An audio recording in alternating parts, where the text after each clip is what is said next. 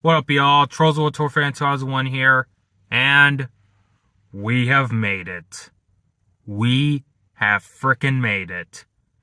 We are now in the month of November 2023. The month that my most anticipated movie of this entire year comes out in. Trolls Band Together. Now, yeah, technically it's already out in several other countries, which I am pretty jealous of that, but who cares? This is now coming out, and I am so freaking pumped. I am so hyped as hell. And to honor that fact, I would like to call this month Trolls Month. This is a month where my content of videos on my channel is gonna be nothing but Trolls related. That's right. I'm gonna be doing re-reviews of retrospective on the first two movies. I'll be also doing ranking, parody videos, you name it. I'm making them this month. And for other reviews, like other movies that are coming out this month, like The Marvels and the next Hunger Games movie, and also Wish, I will not be doing movie vlogs of those because my content is going to be mostly just Trolls related content, and all my videos are just going to have to be Trolls related content. But I will give my thoughts out on my Letterboxd account, which don't worry, like I always do. But I just won't be making like videos, review vlogs coming out of theaters from those movies and all that. So I'll have to jot down my thoughts on Letterboxd on those movies when they come out. But anyways, this here is gonna be all but Trolls related content. And so to kickstart this month, guys, let's talk about the movie that started it all, the one that started this franchise. The very first Trolls movie from 2016. The year I started making videos. So Trolls is about the story in this world where these Bergens want to eat the trolls because if they eat them, they'll be happy. And so, but 20 years later, this evil Bergen chef crashes their party and steals some trolls. And so Poppy and Branch and must go and save the other trolls, and also to prove that Bergens can be happy find their happiness on the inside and all that. Now, I gotta be honest, when this movie came out, guys, I definitely did not like it when I first saw it, guys. It just did look too childish in comparison to a lot of other DreamWorks movies, I thought, at the time. And I just felt like that, I just was put off from the movie, you know, because I saw some reviewers that say that it just wasn't that great in comparison to other DreamWorks movies. But then in 2019, when I rewatched it again in preparation for How to Train Your Dragon 3 at the time, I surprisingly thought, you know what? It's actually not that bad. Then I rewatched it again in 2022, and guess what?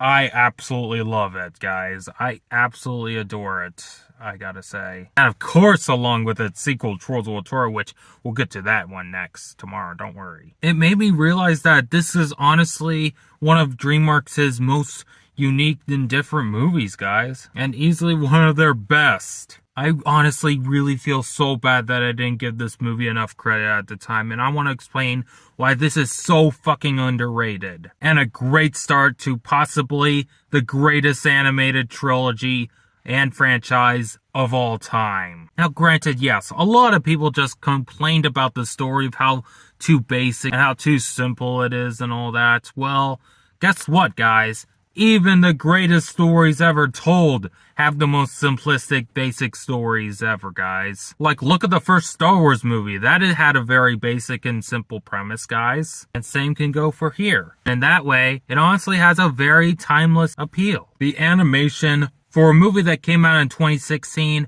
it really holds up. I mean, wow. It is without a doubt one of the most colorful movies I've ever seen. I mean, very few movies come close to the beautiful color scheme of the Trolls movies. Like the Pop Village of Trolls, guys, it's just so amazing and so warm and just so great to be in and fun. Or Bergentown, meanwhile, is like the complete opposite. It's all boring, brown, and all that. And yeah, this movie here just perfectly sets the tone of each setting. That's what I love about DreamWorks. They can take an environment and they can make you so immersed into it. They did a great job of setting up the fairy tale world of Shrek. They did a great job of setting up the mystical world of Kung Fu Panda, and even the mystical world of How to Train a Dragon.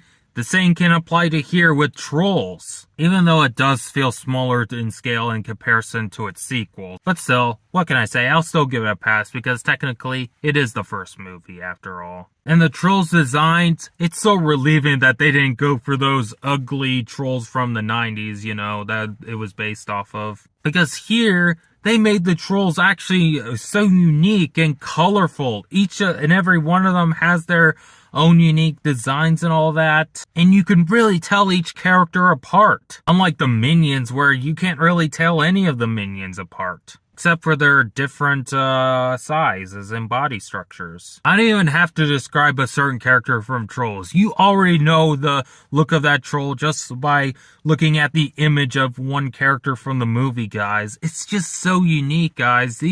All these Trolls, they're just so memorable. Now, granted, yeah, most of them is kind of a bit overcrowded, admittedly, because Poppy is basically trying to save a bunch of friends that did get captured by Chef. But they definitely do get more development in the future shows, and especially in Trolls World Tour. But them in the first movie, they're still pretty great. And of course, Anna Kendrick as Poppy.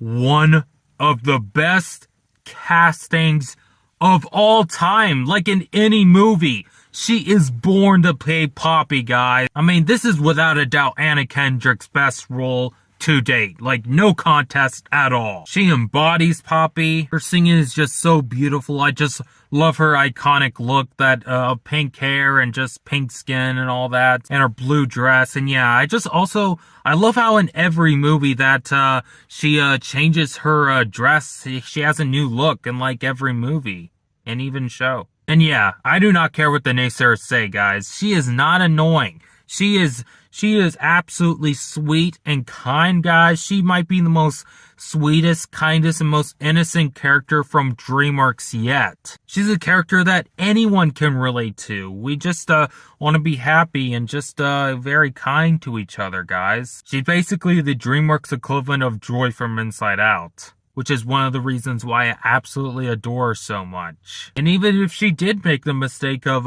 leading the Bergen Chef to capture the Trolls and that party scene, at least she does the responsibility of saving all the Trolls because she cares about them. She's a very kind and caring leader. And Justin Timberlake's branch, this is without a doubt Justin Timberlake's best role to date. I mean, wow. He has freaking improved from Artie, from Shrek the Turd, and even Boo Boo and Yogi Bear 2010. Ugh. But this is easily his best role to date. He's kind of the more cautious character, and just him and his relationship with Poppy is just so sweet and touching. They're without a doubt the cutest animated couple I've ever seen since Simba and Nala. And also, Branch even has really funny quotes, especially that iconic line, because singing killed my grandma, okay? And also led to a very emotional backstory, of course. But yeah, that iconic singing killed my grandma quote, wow.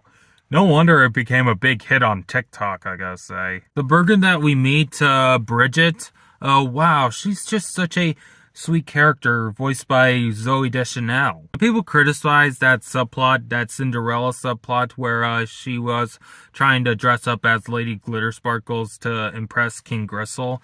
And people said that subplot was pointless, but I thought that subplot tied in beautifully with the plot. I mean, think about it. The theme is about finding your inner happiness and all that, by not putting it in your mouth, but finding it in your heart. That is a beautiful message, and just so timeless that way. King Gristle was freaking great, and voiced by the voice of Fish Legs from How to Train Your Dragon. And of course, he has a really funny workout scene when he's I feel good, I feel good, I feel good, I feel good. Oh, that is freaking hilarious. And Chef as the villain, now granted, she's less memorable as Queen Barb in the next movie, but damn, I gotta say, she is so dark, of course. I mean, she's kind of like a Jack Horner-like villain. I mean, think about it. All she wants is just fame and power and all that, and just, and also to be queen. She will sob at nothing till every troll is killed and eaten up. And give it credit, she actually has a really clear motivation. She was wronged by the Bergens in the past, and they threw her out for like 20 years. And this is probably the only Trolls movie where the villain actually dies in that post-credit scene, you know, when even Creek, both Creek and Chef get eaten up by this big hill monster. And yeah, that is freaking funny. The soundtrack is honestly the best movie soundtrack I have ever seen, like, for both of these movies. And I haven't listened to any songs in the next movie, maybe only in the trailers. You know what I'm talking about, Trolls Band Together, because I want to see that movie open-minded and just have the experience for myself, guys. That's what I all want to do, guys. And that's just the best way of going into movies, just going open-minded. But anyways, back on track. Trolls 2016 soundtrack, I do not think it's dated at all, guys. I think it has aged beautifully. All the songs are so rememberable, like, Move Your Feet, Get Back Up Again. Oh, that was freaking fun, guys. Also a freaking empowering song for little girls. I mean, think about it. The context of that song is like, get back up again. If you knock me over, then I will get back up again. That Clint Eastwood song in the Bergen Town was freaking catchy. Even the Hair Up. And also, They Don't Know. And of course, that iconic song, of course. The one that was the big promotion for this movie was, of course, Can't Stop the Feeling. It damn deserved its Oscar nomination back in 2016. I mean, I don't even remember any of those songs from La La Land. Honestly, Can't Stop the Feeling deserved Best Original Song. It deserved to win that year. I would pick that song over any of the La La Land songs. I'll even go as far to say that this Trolls soundtrack is even superior to the Shrek soundtrack. Yes, you heard me right. It just feels like a new step up and just new generation of that. So overall, what can I say? I absolutely adore Trolls 2016. I might have not been that kind to it when it first came out, but man, it has just grown on me over the years, guys. It made me realize that it has really stood the test of time. It is the best movie to come out in the year 2016, and one of my top 10 favorite movies of all time. And overall, it gets 2 thumbs up. Also, before we conclude this review, I should have mentioned this at the very start of this video, but you're not gonna believe what I just did a week ago, guys. I pre-ordered a ticket for an early screening of Trolls Band Together. I know, right? I have did that. I get to watch Trolls Band Together 2 weeks before it comes out in the US. I am so lucky. So anyways, stay tuned for my review of my current all-time favorite movie, Trolls World Tour. Oh yeah, I use this cup every day when I go to work, guys. So anyways, go Poppy.